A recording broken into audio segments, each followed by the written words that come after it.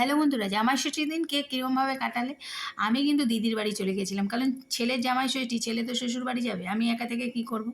দিদির মেয়ে আছে, সেও আমার মেয়ের মতো, তাই তাদের বাড়ি গিয়েই জামাই ষষ্ঠীটা বেশ আনন্দ করে কাটালাম। তো দিদি তো অনেক রকম রান্না করেছে, 2 রকমের মাছ, ডাল, নানান রকমের ভাজা তরকারি।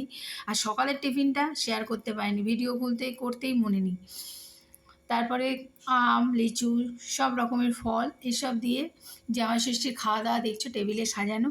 আর দিদির মেয়েও একটু ভিডিও করছে, কারণ ও তো ব্লগ করে। সব কিছু করে টরে দিদির সঙ্গে অনেক গল্প করে আমি আবার রাতেই ফিরে এসেছি। তারপরে দিদির মেয়ে আমাকে একটা শাড়ি দিল, সেই শাড়িটাও একটু তোমাদের সঙ্গে শেয়ার করবো। যে দিদির জামাই দিদিকে দিচ্ছে, তারপরে আমাকে দিল।